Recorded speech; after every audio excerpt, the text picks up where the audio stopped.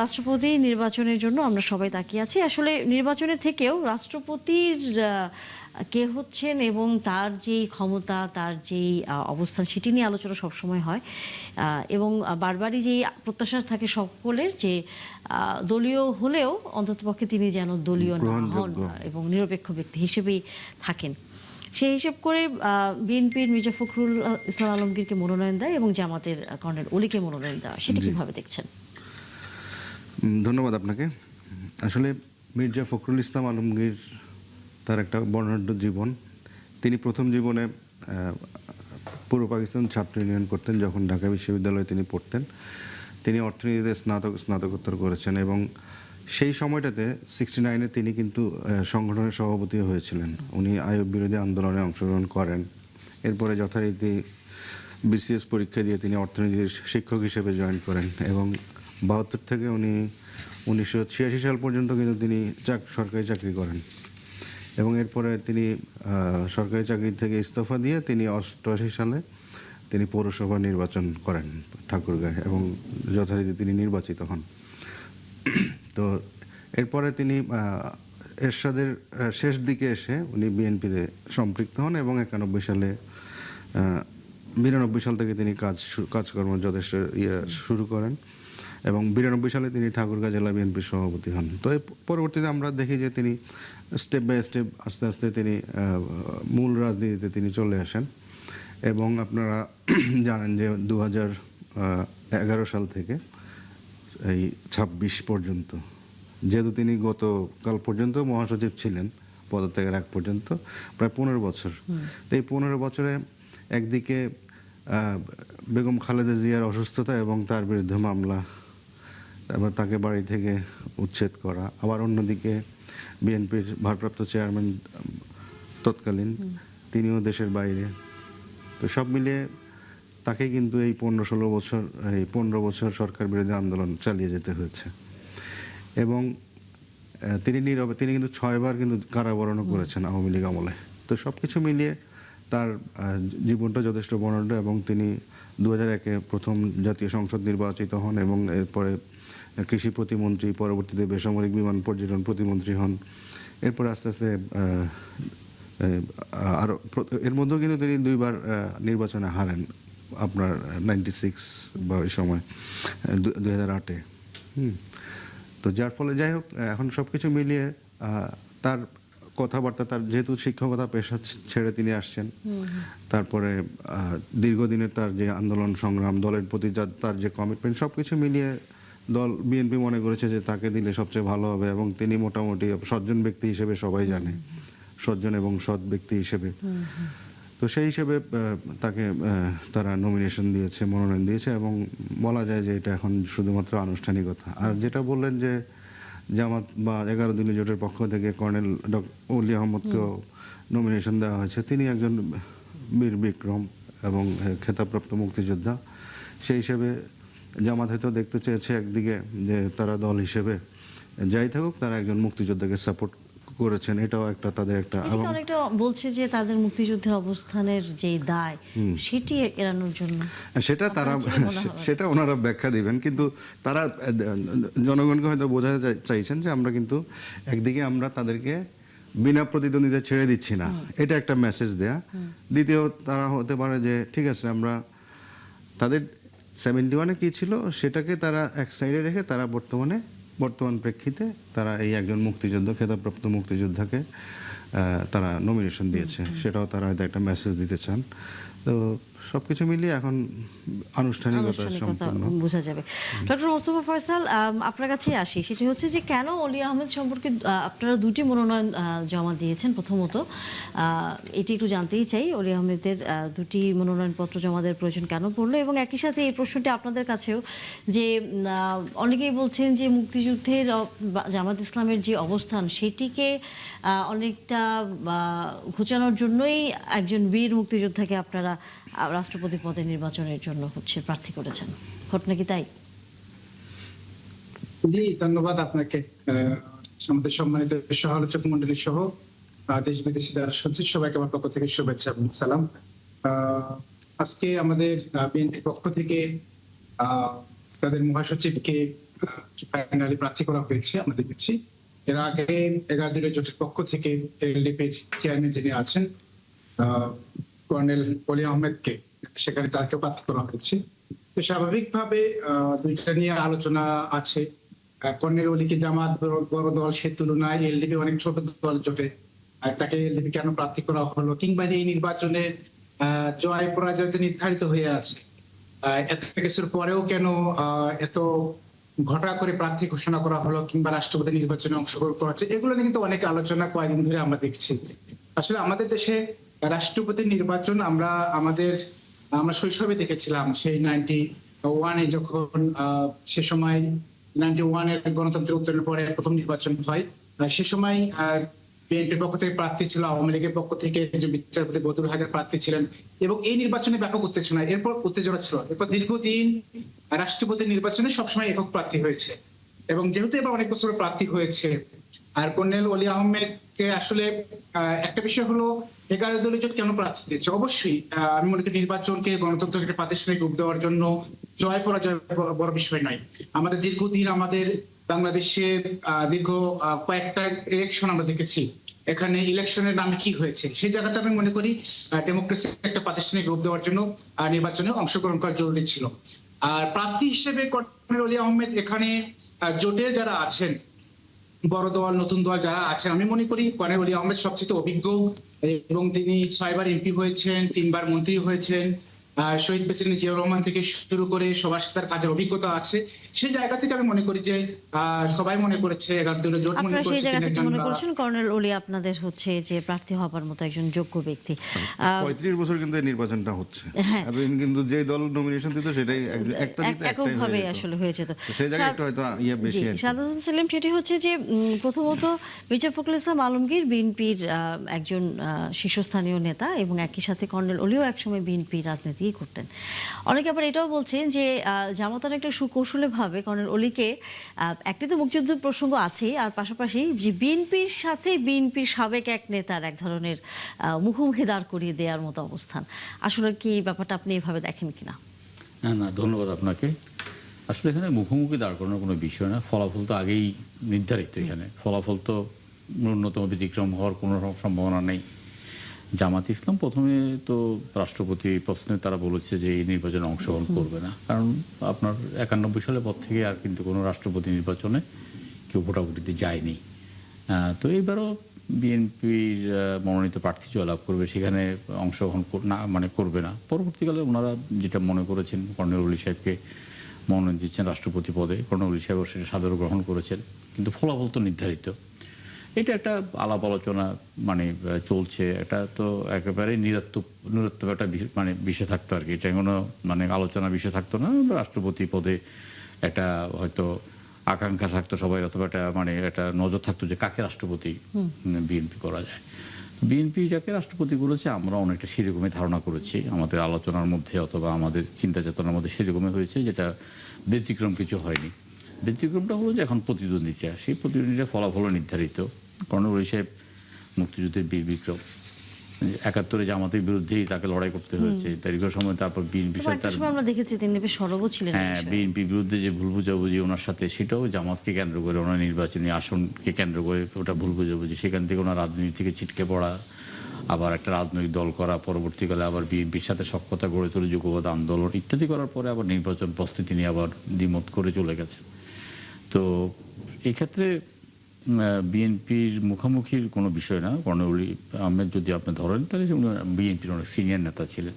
1991 সালে যখন সরকার গঠন করা হয়, তখন যে প্রথম যে 10 জনের যে ক্যাবিনেটে ঘোষণা করা হয়, সেখানে ওনার অবস্থান ছিল দ্বিতীয় বা তৃতীয় এই অবস্থানে ছিল আর কি। তো রাজনীতিতে যে আসলে দীর্ঘমেয়াদী একটা ধৈর্যতার সাথে রাজনীতি করতে হয়, সেটা এখন প্রমাণিত হয়েছে আর কি। অলি আহমেদ সাহেব গত নির্বাচনের আগে বিএনপির সাথে একটা বিরোধে জড়িয়ে গেছেন। উনি তো সংসদ নির্বাচনে অংশগ্রহণ করেন নাই, উনি আগেই ঘোষণা করেছেন যে সংসদ নির্বাচনে অংশগ্রহণ করবেন। সেখানে তার পুত্র অংশগ্রহণ করেছেন 11 দলীয় জোটের মনোনয়ন নিয়ে, কিন্তু সেখানেও জিততে পারেন নাই। জিততে না পারার কারণ কি বলে মনে করেন আপনি? না, জিততে না পারার কারণ বলতে সেখানে তো উনি তো বরাবরই ওই আসনটা ওনার এই আসনকে ঘিরেই কিন্তু বিএনপির সাথে বিরোধটা বাধে একটা সময়, আপনার নিশ্চয় মনে আছে। এইটা আপনার যেটা হয়েছে সেটা হলো যে সেখানে ভোটের তো ব্যবধান খুব বেশি ছিল না, খুব বেশি ছিল না ভোটের ব্যবধান, 1020 ভোটে মনে হয় পরাজিত হয়েছে। নির্বাচনে জয় পরাজয় আছেই, কিন্তু অলি সাহেবের সেই আগের অবস্থানটা নিজের এলাকাতে এই মুহূর্তে নেই, যে কারণে আসলে জিততে পারে নাই। মূলত জামাত ইসলাম তাদের অনেকটা গুছিয়ে এনেছে বা সব জায়গায় ওনাদের ভোট বেড়েছে, সেই ক্ষেত্রে অলি আহমেদ সাহেবের ছেলেও যেটা ওমর ফারুক, সে অনেকটা কাছাকাছি গিয়েছে। তো এখন এই নির্বাচনে শুধু আলোচনা ছাড়া আর কিছু নয়, এটা অনেক সময় মানে পক্ষে বিপক্ষে তো আলোচনা হচ্ছেই। তারপর আমরা মনে করি এটা গণতন্ত্রের সৌন্দর্য, নিশ্চিত পাওয়া যায় যেন নির্বাচনে অংশগ্রহণ করা, নির্বাচনটাকে একটু আলোচনার মধ্যে নিয়ে আসা, রাষ্ট্রপতি পদকে একটু আরেকটু চর্চার মধ্যে নিয়ে আসা। এই ক্ষেত্রে কর্নেল অলি সাহেবও মোটামুটি শেষ বয়সে একটু আলোচনা খোরাক হয়েছেন, আলোচনা হয়েছেন, এবং ওনার একটা সব মানে দীর্ঘদিন আকাঙ্ক্ষা, কোন একজন জ্যোতিষী বলেছেন যে উনি কোন রাষ্ট্রপতি হবেন, সেটা উনি খুব অন্তরে ধারণ করতেন। তো এখন অন্তত রাষ্ট্রপতি না হলেও তো রাষ্ট্রপতি পদে প্রতিদ্বন্দ্বিতা করেছেন, এটা হয়তো বলা যাবে এটা ওনার একটা বড় ধরনের প্রাপ্তি আর কি। এই শেষ বয়সে আসে উনি এই প্রাপ্তিটা নিয়েই বাকি জীবন উনি মোটামুটিভাবে একটা জাবর কাটবেন, এটাই একটা মনে হচ্ছে আর কি। প্রধানমন্ত্রী ভারত সফর নিয়ে আসলে সর্বশেষ তথ্য যদি জানতেই চাই যে মাননীয় প্রধানমন্ত্রী কি ভারত সফরে যাচ্ছেন, কোনো দিনক্ষণ কি আসলে ঠিক হয়েছে? না, আমার জানা মতে দিনক্ষণ ঠিক হয়নি, তবে ইতিমধ্যে পদ্মার আড়ালে অথবা প্রকাশ্যে বেশ কিছু তৎপরতার মধ্যে বোঝা যাচ্ছে মানে একটা সফর হয়তো হতেও পারে। এখন সেটা নির্ভর করছে ভারতীয় দৃষ্টিভঙ্গির উপরে। ভারতকে আসলে বাস্তবতা উপলব্ধি করতে হবে। এই মুহূর্তে ভারত মাকে মানতে হবে যে শেখ হাসিনা এখান থেকে বিতাড়িত এবং একটা মৃত্যুদণ্ডপ্রাপ্ত আসামি। একজন আসামি, আপনার মৃত্যুদণ্ডপ্রাপ্ত আসামি প্রকাশ্যে বসে সংবাদ সম্মেলন করবেন, তারপরে বক্তব্য দেবেন, এটা তো দুই পক্ষের যে সম্পর্কের উপর একটা বিরাট একটা প্রভাব এটা ফেলবেই।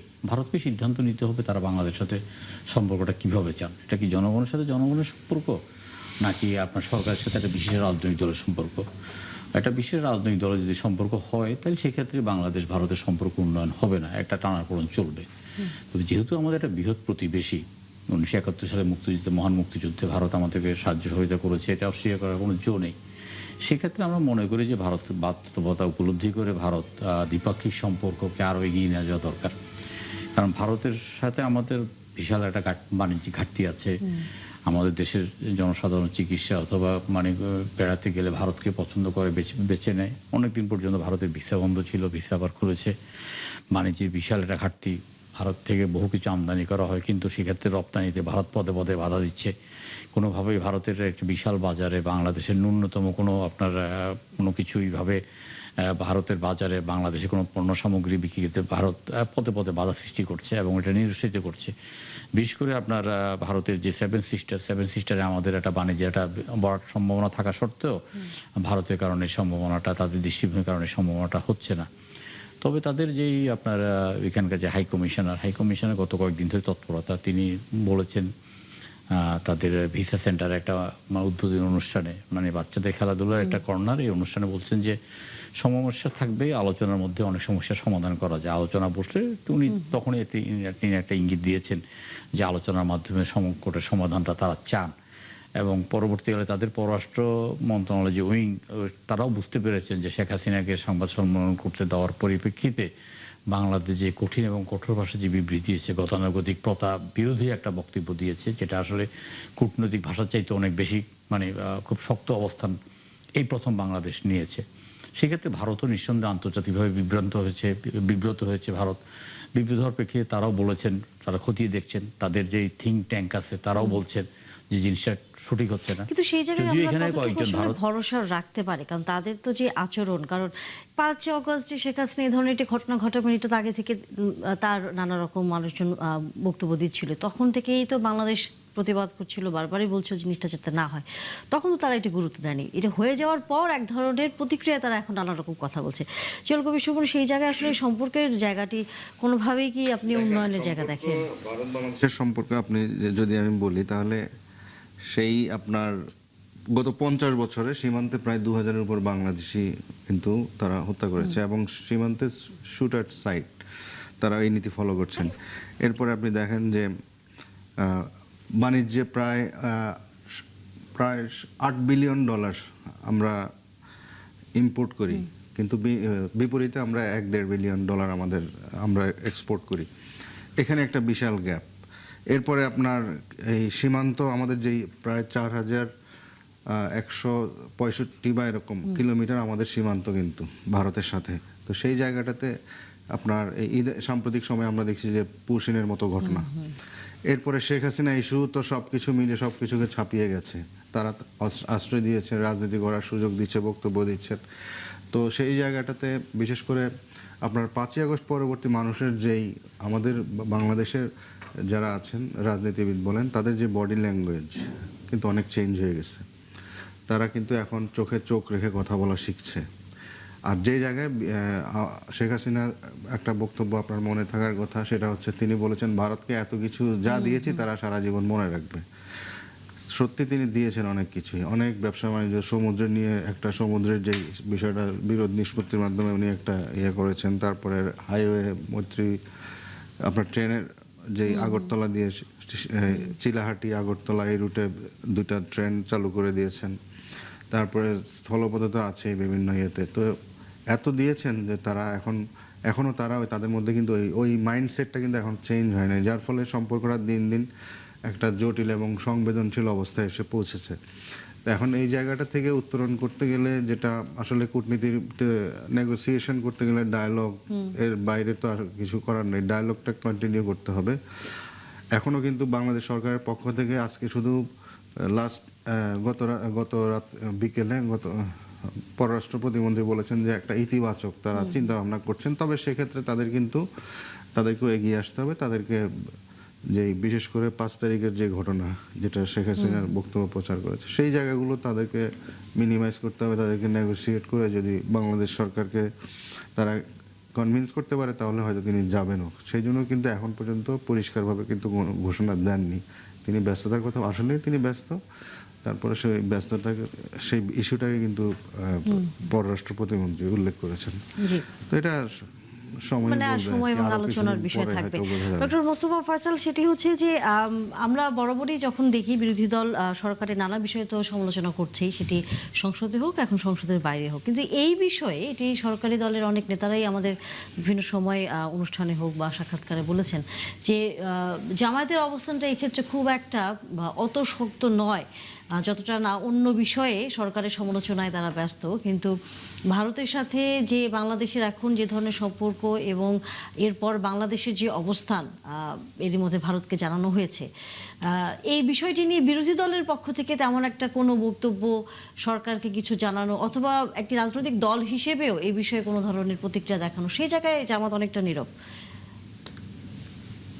ধন্যবাদ আপনাকে। দেখেন, আমাদের পররাষ্ট্র নীতি সংক্রান্ত যে বিষয়গুলো আছে, আমরা শুরু থেকে দেখবেন মাননীয় প্রধানমন্ত্রী মালয়েশিয়া সফর, চায়না সফর, এগুলো নিয়ে যখন বিভিন্ন মিডিয়া আলোচনা সমালোচনা করেছিল, ঠিক তখন থেকে কিন্তু জামাতের অবস্থান ছিল যেটা রাষ্ট্রের জন্য ভালো সেটাকে কিন্তু অ্যাপ্রিসিয়েট করেছে, এবং যেখানে সমালোচনা করা দরকার সেখানে গঠনমূলক সমালোচনা করছে। এবং আপনি দেখবেন যে মাননীয় বিরোধী দলের নেতা যিনি আছেন, তিনি কিন্তু সংসদে এবং প্রধানমন্ত্রীকে তিনি অ্যাপ্রিসিয়েট করেছেন, ধন্যবাদ দিয়েছেন যে আমরা একটা স্বাধীন পররাষ্ট্র নীতি গ্রহণ করতে পেরেছি এর জন্য। এবং এটা কিন্তু কন্টিনিউশন আমরা মালয়েশিয়া সফরে দেখেছি, চায়না সফরে দেখেছি, ভারতের সফরকে অ্যাভয়েড করার সংক্রান্ত যে আলোচনা সেখানেও দেখেছি। এবং সম্প্রতি সময়ে আপনি দেখেন আমাদের 5 তারিখের পরে থেকে যে বিষয়গুলো এসেছে, বিশেষ করে আমাদের মাননীয় প্রধানমন্ত্রী ভারত সফর কেন্দ্র করে এবং শেখ হাসিনার সংবাদ সম্মেলন কেন্দ্র করে, সেখান থেকে রয়ের প্রধান এসেছে, অত্যন্ত গোপনে এসেছিল, পরবর্তীতে ফাঁস হয়ে গেছে। কিন্তু সেই রয়ের প্রধান নাকি আপনাদের সাথে দেখা করেছে, এরকম খবরও তো গণমাধ্যমে। এটা সম্পূর্ণ ভুয়া। এবং সেখানে যে ব্যক্তি কথা বলা হচ্ছে সেই ব্যক্তি তিনি বাংলাদেশী নাই, এখন তিনি তার চিকিৎসা এখন দেশে বাইরে আছেন। এটা সম্পূর্ণ ভুয়া এবং আমরা ফ্যাক্ট চেক তার দেখিয়েছি, এটা সম্পূর্ণ ভুয়া কথা। এবং সরকার এটা হয়তো বা গোপন করতে চেয়েছিল, কিংবা তারা হয়তো বা গোপন করতে চেয়েছিল, পরবর্তীতে ফাঁস হয়ে গেছে, এটা আলোচনা সমালোচনা হয়েছে। বাট যে জায়গাটা আমরা কথা বলছিলাম, দেখেন ভারত মাননীয় প্রধানমন্ত্রীকে সফরের জন্য ইনভাইট করেছে। তো আমাদের সরকার ইতিবাচক দেখছে হয়তো বা, কিন্তু কোথাও যাবে, এখানে ব্রিক্স এর সম্মেলনে ইনভাইট করেছে। কেন ইনভাইট করেছে? বাংলাদেশের একটা প্রধানমন্ত্রী, তাকে বিমস্টেকের চেয়ারম্যান হিসেবে ইনভাইট করেছে। তো সরকার এখানে যাবে কিনা সরকারি বিষয়, কারণ আমাদের এই অঞ্চলে আরো অনেক জোট আছে, সার্ক আছে, বিমস্টেক আছে, সেখানে সার্ক ইনঅ্যাক্টিভ, সেখানে বিমস্টেকের চেয়ারম্যানের এখানে যাওয়ার, ব্রিক্সে যাওয়া কতটুকু যৌক্তিক হবে এটা বিষয়। বাট আমি মনে করি যে 5 তারিখের পরে আমাদের পররাষ্ট্র উত্তেজনা তৈরি হয়েছে, এটা নিয়ে ইতিবাচক জায়গাগুলোতে অবশ্যই বিরোধী দল অ্যাপ্রিসিয়েট করেছে, নেতিবাচক জায়গাগুলোতে সরকার সমালোচনা করছে। এই জায়গাতে আমার কাছে মনে হয় যতটুকু ইনক্লুশন করার দরকার ছিল, ইনক্লুড করার দরকার সরকার তো বিরোধী দল ততটুকু করেছে।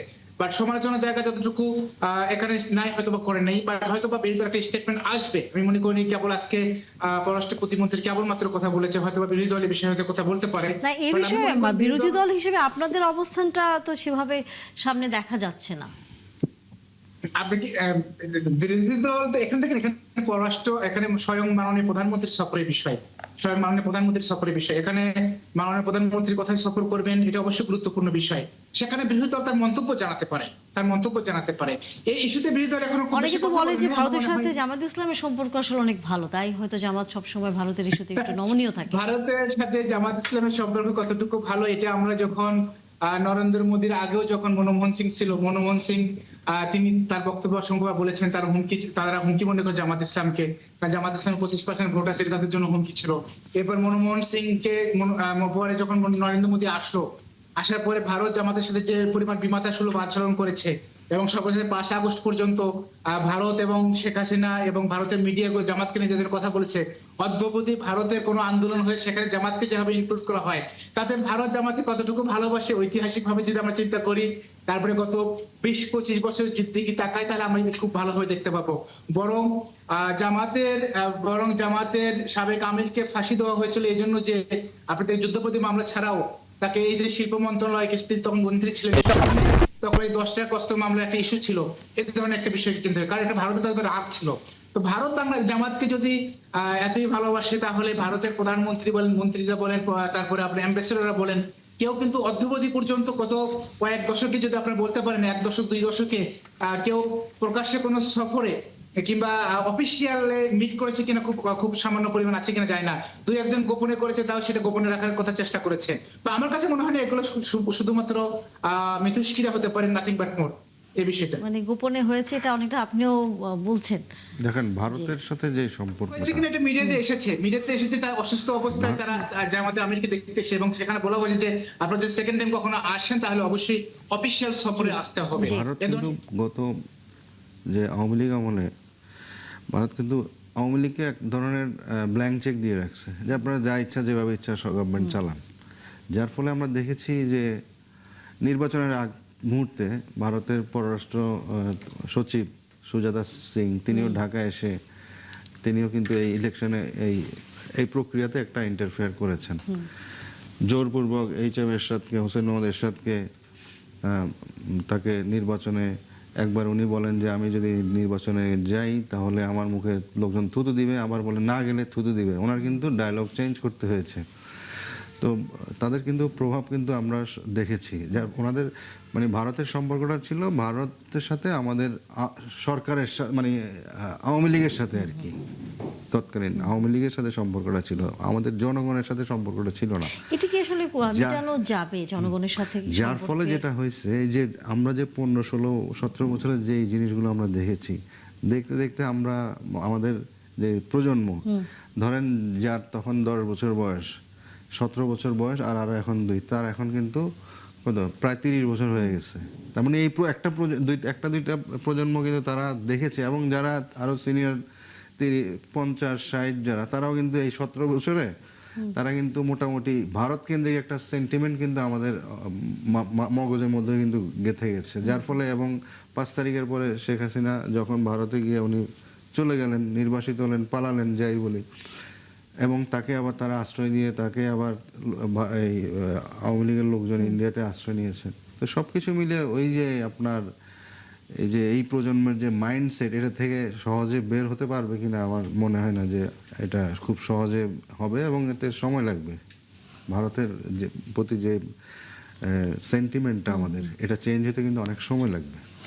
সেই জায়গায় হচ্ছে এই যে বারবারই সবাই বলছে যে 2 দেশের প্রধানমন্ত্রী কথা বলে সমস্যা যেমন সমাধান হবে, এবং একই সাথে ভারতের সাথে বাংলাদেশের মানুষের সম্পর্কের দূরত্ব সেইটি আসলে ঘোচানোর একটা উদ্যোগ নেওয়া, সেইটি আসলে কিভাবে আমরা এখন এটা ওই যেটা এখন হেড অফ দ্য স্টেট যারা আছেন, সরকার প্রধানরা, তারা আস্তে আস্তে যদি তারা যে নিজেদের মধ্যে নিজেদের মধ্যে তারা তো বুঝতেই পারছেন, যার যার দেশের জনগণের মনোভাব তো তাদের জানা আছে। তারা সেই ক্ষেত্রে সেই সব বিষয়গুলো ডায়লগ করে করে আস্তে আস্তে, বিশেষ করে সেক্রেটারি পর্যায়ে আগে আলাপ করতে পারেন বা দলীয় পর্যায়ে আলাপ করতে পারেন, তারপরে এইভাবে বিভিন্ন পর্যায়ে করে করে আস্তে একটা পর্যায়ে গিয়ে তারা দলীয় প্রধানরা এই বিষয়ে আসতেছে যার যেটা প্রয়োজন, বিশেষ করে আমদানি রপ্তানি বা যে সমস্যাগুলো আছে বা পলিটিক্যাল যে বিষয়গুলো আছে, আসলে সম্পর্কটা হতে হবে প্রো পিপল, তাই না, জনগণের প্রতি। কিন্তু সেই জায়গায় সম্পর্কটা হয়ে গেছে আপনার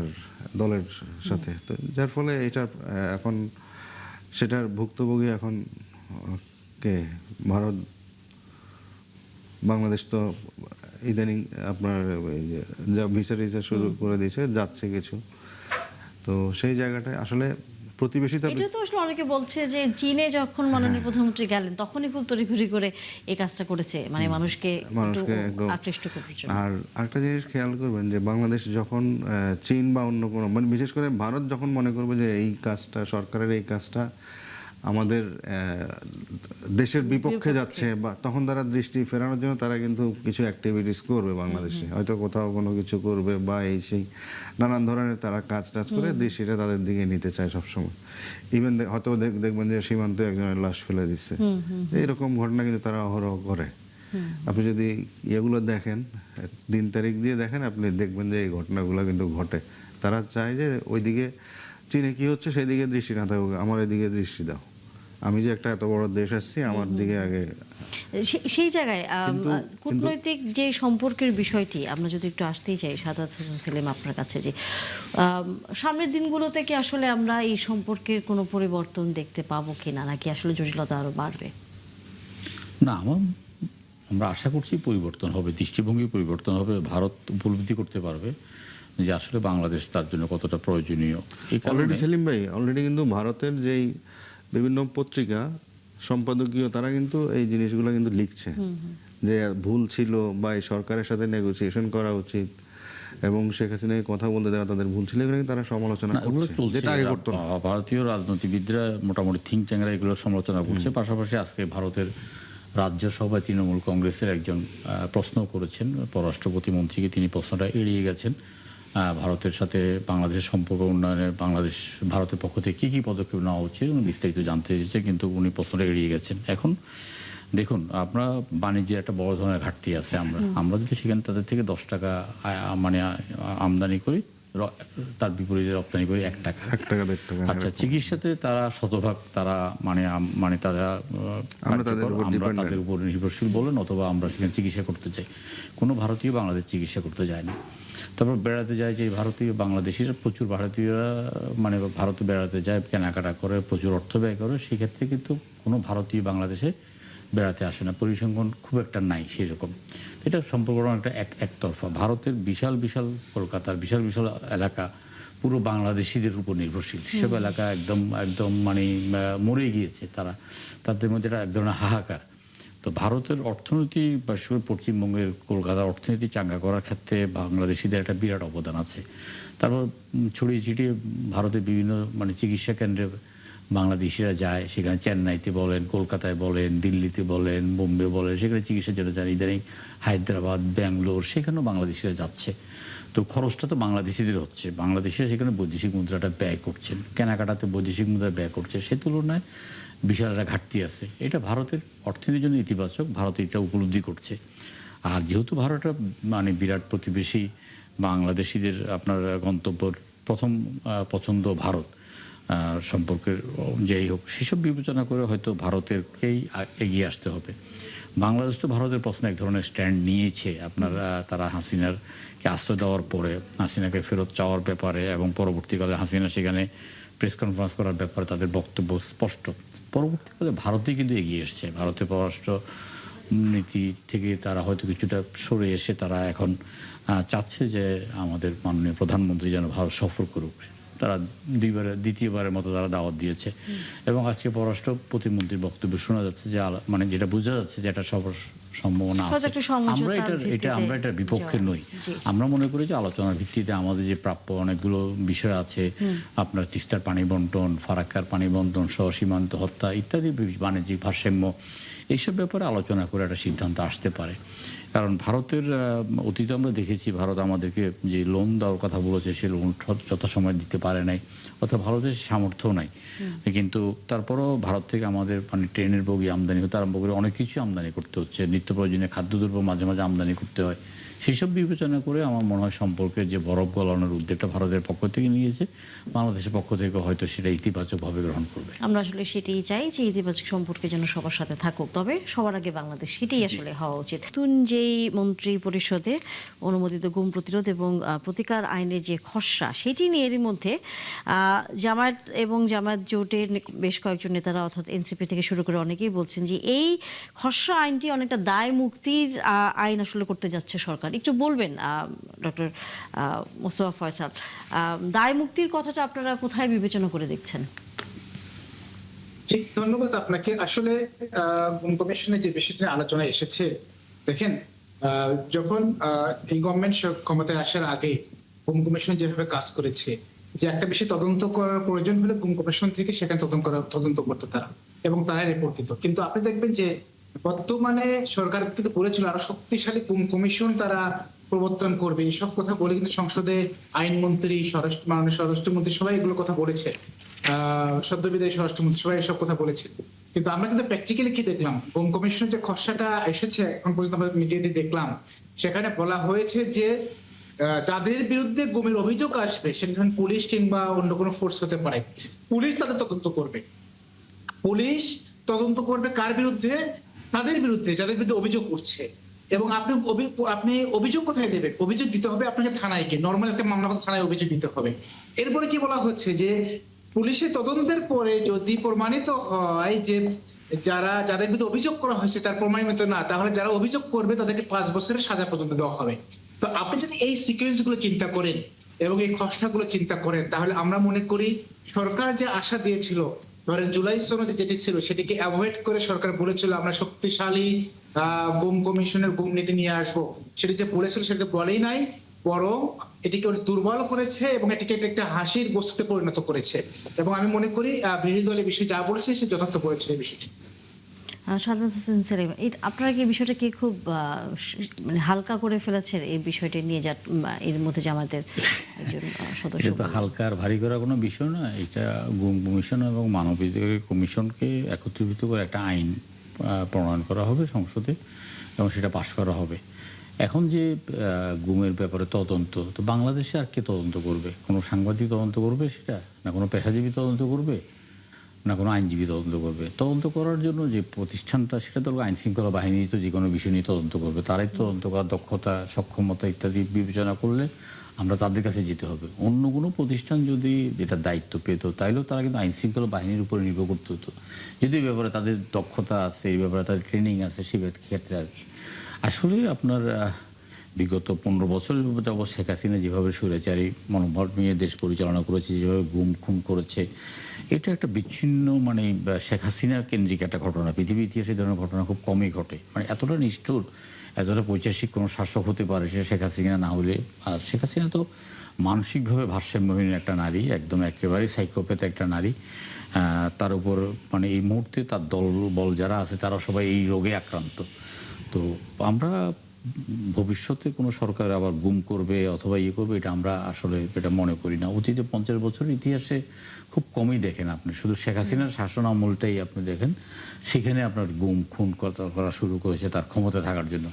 ক্ষমতায় থাকার জন্য, ক্ষমতাকে বিলম্বিত করার জন্য তিনি নির্বাচনটাকে ধ্বংস করে দিয়েছেন, নির্বাচনী ব্যবস্থাকে ধ্বংস করে দিয়েছেন, প্রতিবাদটাকে ধ্বংস করে দিয়েছেন, সমস্ত মিডিয়াকে কুৎকিত করেছেন, সমস্ত বিজনেসম্যানদেরকে তার পক্ষে টেনেছেন, সংস্কৃতি কর্মীদেরকে তার পক্ষে টেনেছেন। সর্বব্যাপী তার কি অ্যাবসোলিউট পাওয়ার, এই অ্যাবসোলিউট পাওয়ার পাওয়ার জন্য যা যা করা দরকার তাই করেছেন, দেশটাকে ধ্বংস করেছেন। এখন এখানে আমরা আসলে যে গুম কমিশন তো গত পার্লামেন্টে আমাদের মধ্যে আলোচনা হয়েছে যে এই দুটো আইনকে ওভারল্যাপিং করে করে একটা আইনে পরিণত করা হবে।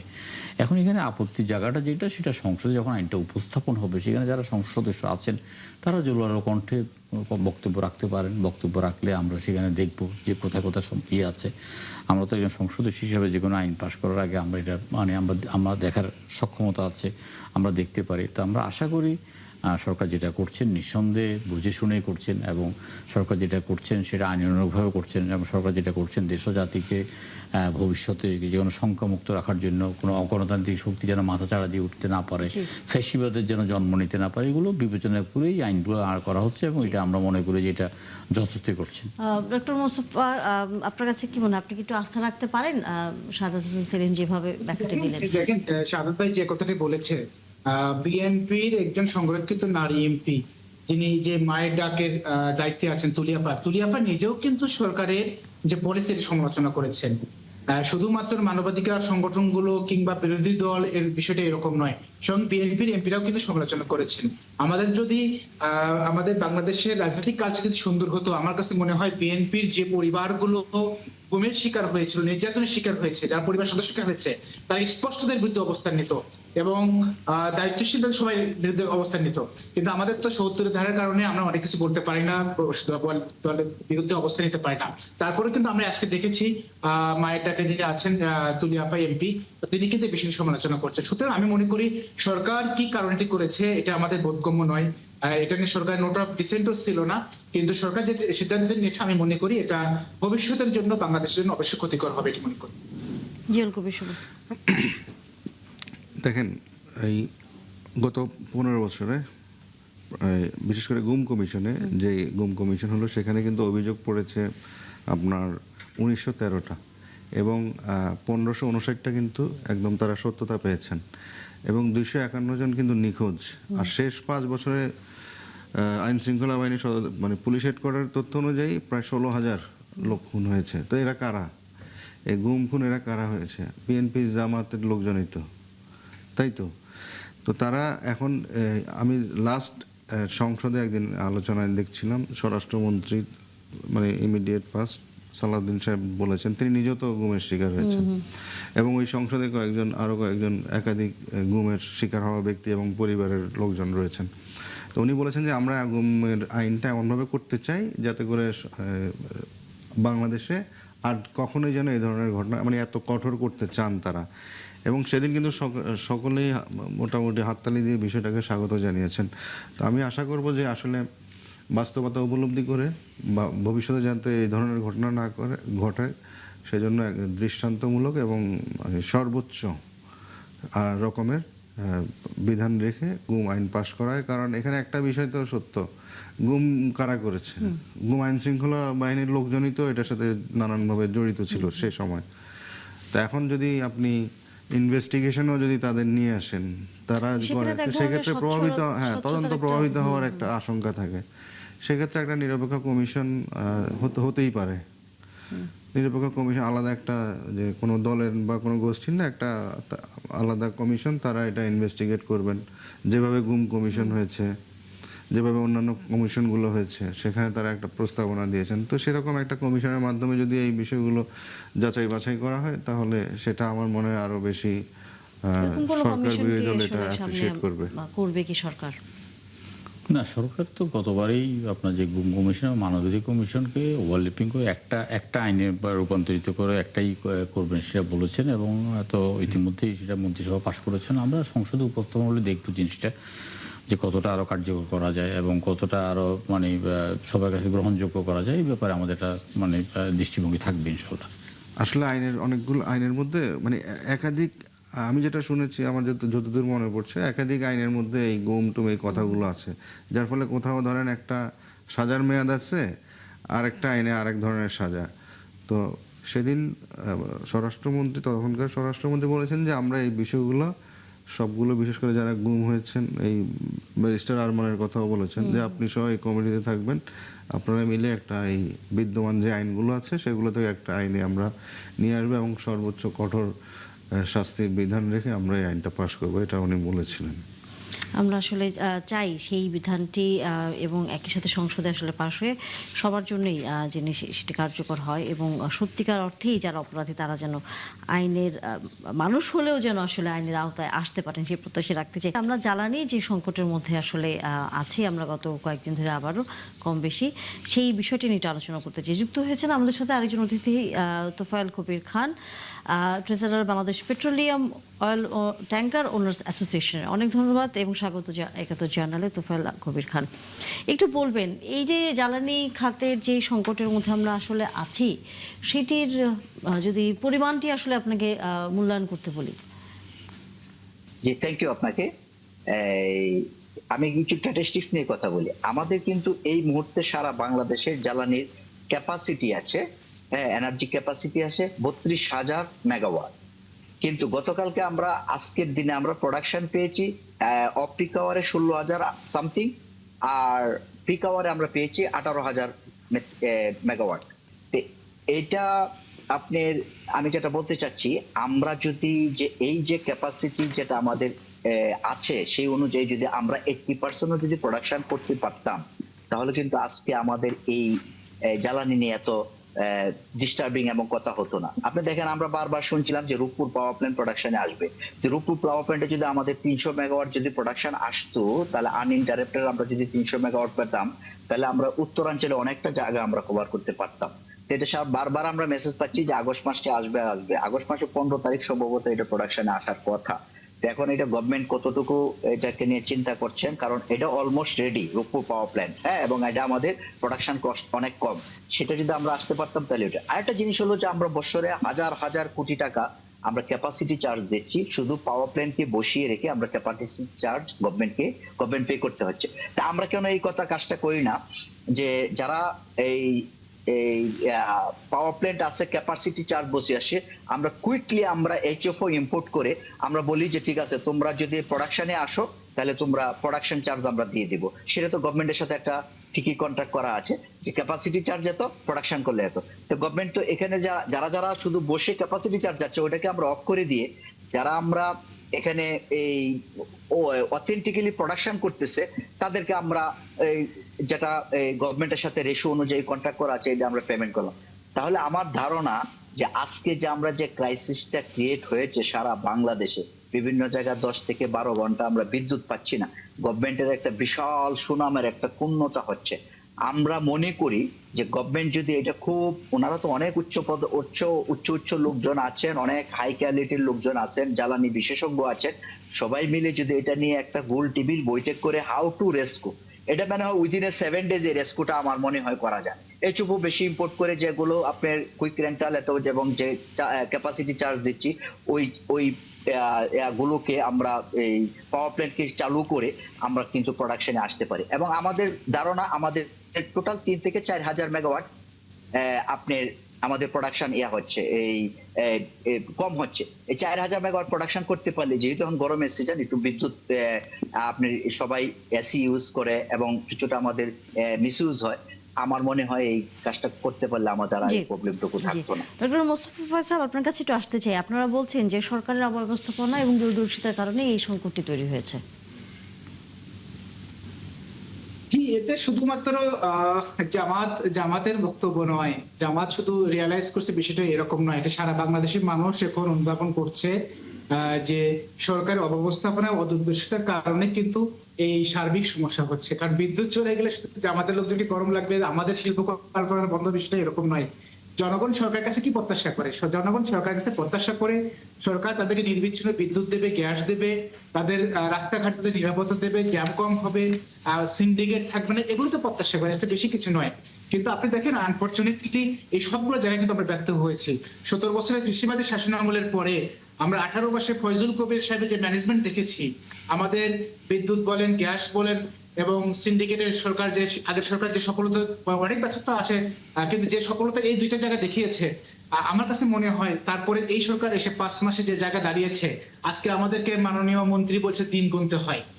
এবং আপনি যদি দেখেন বর্তমান সরকারের সাথে ঐতিহাসিকভাবে কিন্তু বিদ্যুৎ গ্যাসের একটা সমস্যা কিন্তু লেগেই ছিল। আপনি যদি 2004-6 সালের দিকে চান, যখন এই দেশের হাজার হাজার কি বলে এটাকে কারেন্টের খাম্বা ছিল, লাইন ছিল, কিন্তু বিদ্যুৎ ছিল না, এরকম কিন্তু এই জন্য তাকে আমাদের রুমিন ফারহানা আপা বলেছে, খাম্বা মন্ত্রী বলেছে তাকে, এটা দায় কিন্তু আমাদের মাননীয় প্রধানমন্ত্রীকে অনেকে এটা নিয়ে ফান করেন। কিন্তু আমরা বলতে চাই, এবং সেই সময় কিন্তু ক্যান্সারের মতো ঘটনা আমরা দেখেছি। এবং আপনি দেখেন বাংলাদেশে এখন দেখেন, আমাদের তো গত 2-3 দিন আগে রেকর্ড পরিমাণ লোডশেডিং হয়েছে, 3757 মেগাওয়াট লোডশেডিং হয়েছে, এটা অতীতে হয়নি। But at the same time প্রতিদিন ভুতুরে বিল আসতেছে, ডাবল বিল আসতেছে, কি জন্য? ক্যাপাসিটি চার্জের কথা বলে, এইটা সেটার কথা বলে, জনগণের কাছ থেকে ভ্যাটের কথা বলা হচ্ছে, ডিমান্ড চার্জের কথা বলা হচ্ছে, বলে 1000 টাকার মধ্যে 340 টাকা কেটে নেওয়া হচ্ছে। এরপরে ধরেন আমার কথা বলেন, গত মাসে বিদ্যুৎ বিল এসেছে, তার ডাবল চলে এসেছে এই মাসে, অনেকে 3 গুণ চলে এসেছে, 4 গুণ চলে আসছে। তো একদিকে বিদ্যুৎ নাই, গ্যাস নেই, আবার দেখি কিন্তু আবার কিন্তু অন্যদিকে কয়েক গুণ বেশি বিল চলে আসছে। এবং এই সংকটটা আপনি দেখেন, এবং এই সংকট যখন চলছে, এট দ্য সেম টাইম কিন্তু সরকার আবার কি করছে, জ্বালানি তেলের একটা অংশ কিন্তু সরকার বেসরকারি খাতে দেওয়ার চেষ্টা করা হচ্ছে। এবং একটা বাংলাদেশে অনেকে বলেন মাফিয়া ব্যবসায়িক গ্রুপ, তাদের দিয়ে দেওয়ার আলোচনা চলছে। এবং এটার বিরোধিতা করার কারণে বিবিসির সচিবকে সরিয়ে দেওয়া হয়েছে, এবং তাদেরকে মাত্র 4 দিন সময় দেওয়া হচ্ছে মন্তব্য নেওয়ার জন্য।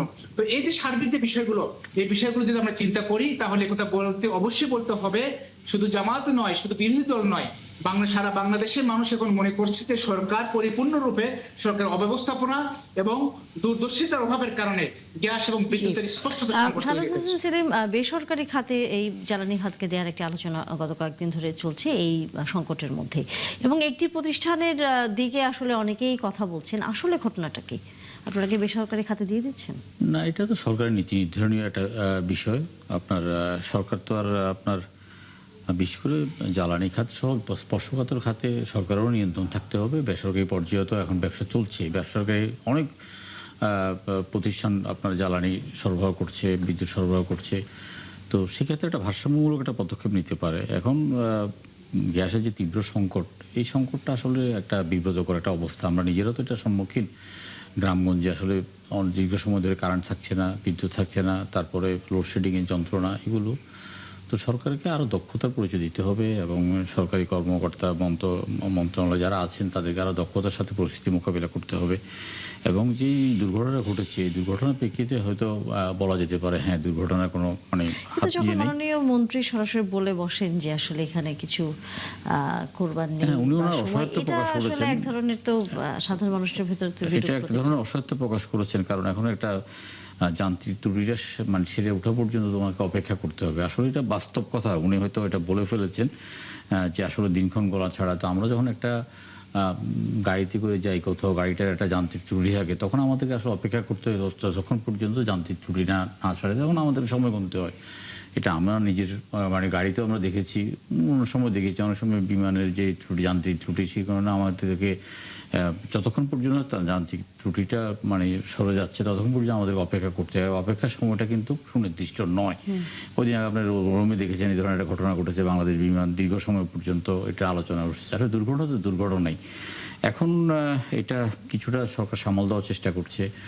আপনার এই যে মানে বলা হচ্ছে যে অটো রিক্সা, এখন অটো রিক্সা মানে কীভাবে চলে বাংলাদেশে, এটা তো আসলে একটা চিন্তার বিষয়। প্রতিদিন এই রিক্সার সংখ্যা বাড়ছে, যানজটের সৃষ্টি করছে, নানাবিধ সংকটের সৃষ্টি করছে। এটার একটা নিয়ন্ত্রণ হওয়া দরকার, এটা অবশ্যই নিয়ন্ত্রণ হওয়া দরকার। অটোরিকশা নিয়ন্ত্রণ করলেই কি একটু সংকটটি কমবে? না, পাশাপাশি আপনার এই যে মার্কেট 8টা বাজে বন্ধ করে দিয়ে ওটার পরিস্থিতি সামাল দেওয়ার চেষ্টা করছে। এখন রূপপুর পারমাণবিক বিদ্যুৎ কেন্দ্রের থেকে মানে উৎপাদন মানে মেইন সংযুক্ত না হওয়া পর্যন্ত আমাদেরকে আসলে এই ভোগান্তির মধ্যে দিয়ে যেতে হবে বলে আমি মনে করছি আর কি। চিরকবি সুমন, বেসরকারি খাতে যে কথা আসলে হচ্ছে, আমাদের জ্বালানি খাত কিন্তু বরাবরই কিন্তু আমদানি নির্ভর ছিল। আপনি দেখেন যে আমাদের এখন ডেইলি গ্যাসের কিন্তু আমাদের চাহিদা 380 কোটি ঘনফুট, কিন্তু সেই জায়গায় এভারেজ 270 কিন্তু পেত। মানে শুরুতেই কিন্তু আপনার সংকট আছে, ঘাটতি। আবার আপনার এলএনজিতে সেখানে আপনার 110 কোটি ঘনফুট ছিল, সেই জায়গায় এখন সেটা চলে আসছে অর্ধেকের নিচে। হ্যাঁ, তো যার ফলে মানে প্রেশারটা তো সব জায়গায় এটার পড়বেই। আর এটা এমন একটা খাত যে আপনি রাতারাতি তো কিছু করতে পারবেন না। তবে দীর্ঘমেয়াদে যারা সরকার পরিচালনা, বিশেষ করে বিএনপি আসছে 6 মাস হয়েছেন, তারা যদি এখন দীর্ঘমেয়াদী জ্বালানি, দীর্ঘমেয়াদী বিশেষ করে, এবং এই সংকটকালীন কীভাবে তারা উত্তোলন করবেন আপনারা, সেই বিষয়েও কিন্তু একটা গাইডলাইন থাকা উচিত যে ইমিডিয়েট কোথায় কোথা থেকে আনা যায়। কারণ এটা তো একটা টাইম কনজিউমিং, আবার এটার সাথে উৎপাদন, জনজীবন সব কিছুই কিন্তু এটার সাথে সম্পর্কিত। শিল্প কারখানা, প্রোডাকশন, তারপরে বাসা বাড়িতে জনজীবনের স্বস্তি অস্বস্তি, বিশেষ করে গ্রামগঞ্জে তো ইলেকট্রিসিটি থাকেই না। তো সেই জায়গায় আমরা দেখছি ইদানিং ঢাকাতেও শুরু হয়েছে রাত মধ্যরাতে, গত রাতেও দেখলাম যে প্রায় 1 ঘন্টার উপরে ছিল না, রাত 1টা-1:30 বাজে। তো সেই জায়গাগুলোতে আসলে মন্ত্রী যেটা বলেছেন সেটা তার অসহায়ত্বেরই একটা বহিঃপ্রকাশ, যে রাতে কিছু করতে পারছেন না। তবে আবার বলেছেন যে 2-1 দিনের ভিতরে আরেকটু উন্নতি হবে। কিন্তু যে আলোচনা হচ্ছে যে বেসরকারি খাতে দেওয়ার যে বিষয়টি, জ্বালানি খাতকে, এটার ফলে কি কোনো আসলে উন্নয়ন আদৌ হবে কি পরিস্থিতি? এখন এটা হচ্ছে আপনার ওই কি বলে অ্যাডহক ভিত্তিতে, যদি এখন যে আমার ইমিডিয়েট যেই সংকটটা আছে এটা মোকাবেলার জন্য কিছু কিছু ক্ষেত্রে এখন এগুলো করে যদি পরিস্থিতি একটু সামাল দেওয়া যায়, সেই চেষ্টা হয়তো। তবে দীর্ঘমেয়াদে কি করবেন সেটা তারা আলাপ আলোচনা করেই তারা হয়তো একটা দীর্ঘস্থায়ী টেকসই জ্বালানি খাতের দিকে গেলে জাতি এবং দেশ সবাই উপকৃত হয়। অবশ্যই। তোফায়েল কবির খান, আপনার যদি এখানে কোনো কিছু যুক্ত করবার থাকে, আমরা আলোচনা শেষ করব। জি, আমি ছোট করে একটা ইনফরমেশন দিই। সেটা হলো যে আমরা কি করি, যে জ্বালানি যেটা ইম্পোর্ট হচ্ছে, এটা যদি আমরা ব্যাড ট্যাক্স যেটা আমরা ইমপ্লিমেন্টেশন করে কিন্তু আমরা বলছি যে গত কয়েকদিন 6 মাসে আমাদের 21,000 কোটি টাকা গভর্নমেন্ট সাবসিডি দিয়েছে। আমরা আপাতত এটাকে গভর্নমেন্টে একটা এসআরও করে আমরা ব্যাড ট্যাক্স না নিলাম, না নেওয়ার ফলে যে আমাদের যে কস্টিং প্রাইসটা আছে, একই তো কথা, গভর্নমেন্টের টাকা গভর্নমেন্টের অ্যাকাউন্টে যাচ্ছে, সেটাকে আমরা যদি কমিয়ে ব্যাপকভাবে যদি আমরা একটা এইচএফও ইম্পোর্ট করে যদি আমরা কুইক রেন্টাল যেগুলো আছে এবং এগুলো আছে, আমাদের ক্যাপাসিটি কিন্তু 32,000 মেগাওয়াট, আমাদের কিন্তু সর্বোচ্চ দরকার 22,000 মেগাওয়াট। এবং আপনি একটা জিনিস দেখেন, আজকে কিন্তু সারা পৃথিবীতে আজকে আমেরিকার সাথে আমাদের মাননীয় প্রধানমন্ত্রীর একটা বিশাল ডিসকাশন হয়েছে ইনভেস্টমেন্টের জন্য। সবাই যে আমরা যেহেতু বিজনেস করি এবং আমাদের প্রোডাকশন যদি না থাকে, আমরা যদি ইন্ডাস্ট্রিটা যদি আমরা ভালোভাবে না চালাতে পারি, এই ইফেক্টটা কিন্তু গ্লোবালি আমাদের চলে আসবে। এবং আপনি আমাদের দেখেন, আমাদের সবচেয়ে বড় এক্সপোর্ট হলো গার্মেন্টস ইন্ডাস্ট্রি, আমাদের ডাইং ফ্যাক্টরি গুলো গ্যাসের অভাবে চলতে পারতেছে না। এবং আমাদেরকে গভর্নমেন্টের একটা এটা নিয়ে একটা মেগা প্ল্যান করে, এবং আমি মনে করি যে গভর্নমেন্টের 1 নাম্বার প্রায়োরিটি জ্বালানি এবং বিদ্যুৎ। বাংলাদেশে যতগুলো ক্রাইসিস আছে তার মধ্যে 1 নাম্বার ক্রাইসিস নির্ধারণ করা উচিত জ্বালানি এবং বিদ্যুৎ।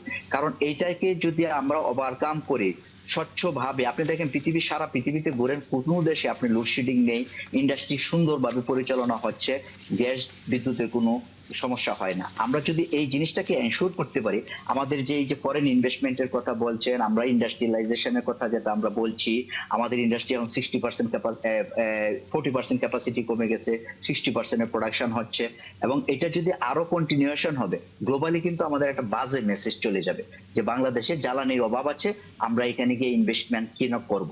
হ্যাঁ, তো এই যে গভর্নমেন্ট যে এত চেষ্টা করতেছেন, যে এই যে আমেরিকার আজকে একটা এত বড় একটা 25 জন বিশাল ইনভেস্টর আসছে, চায়না থেকে প্রতিদিন লোক আসতেছে, ঢাকার শহরে পুরো চায়না ইনভেস্টমেন্টে বাংলাদেশ ভরে গিয়েছে। যে তারা বিভিন্ন আমার ফ্যাক্টরিতে 2-3 বার চাইনিজরা ভিজিট করেছে, গিয়ে বলতেছে তোমার তো গ্যাস বিদ্যুৎ রেগুলার থাকে না, তা আমরা এনে আমরা কিভাবে অপারেশনটা করব। তো সেই দৃষ্টিকোণ থেকে আমি মনে করি আজকের দিন থেকে এই মুহূর্তে গভর্নমেন্টের সবচেয়ে প্রায়োরিটি দেওয়া উচিত জ্বালানি এবং বিদ্যুৎ। এটা যদি আমরা নিরচ্ছিন্নভাবে দিতে পারি, গভর্নমেন্টের ভিতরে যদি একটা স্বস্তি আছে, এবং এটা গভর্নমেন্ট পক্ষে এটা সম্ভব, আমাদের প্রাইভেট সেক্টরে দেওয়া দরকার কি। এবং আপনি আপনার থেকে একটা ইনফরমেশন দিই, আমাদের যত ইনফ্রাস্ট্রাকচার জ্বালানির ক্ষেত্রে আছে সমস্ত গভর্নমেন্ট ভাবে আছে, যেমন আমাদের পেট্রোল পাম্প বলেন, সিএনজি স্টেশন বলেন, আমাদের এই যে পদ্মা, মেঘনা, যমুনার যে স্টোরেজ ট্যাঙ্ক গুলো আছে, সবগুলো কিন্তু গভর্নমেন্টের দ্বারা গভর্নমেন্টে তৈরি করে গেছে। এখন গভর্নমেন্ট একটা উদ্যোগ নিচ্ছে যে তেল প্রাইভেট সেক্টর ইম্পোর্ট করলে কি প্রাইভেটের লোকদেরকে টাকা দিতে হবে না? এটা কি প্রাইভেটের লোকজন কি গভর্নমেন্টকে ফ্রি দিয়ে দিবে তেলটা? তা আমি মনে করি যে এই তেলের যে স্বচ্ছতা, গভর্নমেন্টকে সুন্দরভাবে পরিচ্ছন্নভাবে বিপিসির মাধ্যমে আগামী বিগত 50 বছর যেভাবে রেস্কিউ করা হয়েছে, আমি মনে করি যে এইভাবে গভর্নমেন্টকে জ্বালানিটাকে নিরবচ্ছিন্নভাবে ইম্পোর্ট করে তারপরে আপনার জনগণের কাছে দেওয়া হোক। যদি প্রাইভেট সেক্টরে যায়, আমি অ্যাজ এ বিজনেসম্যান হিসেবে বলি, বাংলাদেশে একটা বিশাল বড় ডিজাস্টার হয়ে যাবে। আমি তো 10 টাকার মাল 10 টাকা কিনে আমি 8 টাকা তো আমি দিব না, আমি তো 10 টাকা এনে 12 টাকা বিক্রি করবো। তো পৃথিবীতে এখন ডিজেলের দাম কত, অকটেনের দাম কত? ডিজেল হলো 200 টাকা লিটার, সরি অকটেন হলো 200 টাকা লিটার, আর এই 220 টাকা আমরা বাংলাদেশ গভর্নমেন্ট সাবসিডিতে দিচ্ছে 140 টাকা। সেটা যদি এখন আমরা যদি ব্যাড ট্যাক্সটাকে এখানে ওয়েভ করে যদি আমরা বলি যে ঠিক আছে আমরা আগামী 6 মাস ব্যাড ট্যাক্স দিব না, কারণ গভর্নমেন্টের টাকা গভর্নমেন্টে যাচ্ছে, ব্যাড ট্যাক্স কালেকশন করতেছে কাস্টমস টাকাটা কালেকশন করে গভর্নমেন্টের অ্যাকাউন্টে দিচ্ছে, আমরা দিব না, তখন তো আর গভর্নমেন্টের সাবসিডিটা এতটা এখানে দেওয়া লাগতেছে না। এই দৃষ্টিকোণ থেকে আমরা মনে করি যে গভর্নমেন্টকে মেগা প্রজেক্ট নিয়ে, আমি শুনছি যে গভর্নমেন্ট একটা প্রজেক্ট 7 থেকে 8টা এলএনজি আসবে আগস্ট এবং সেপ্টেম্বরে।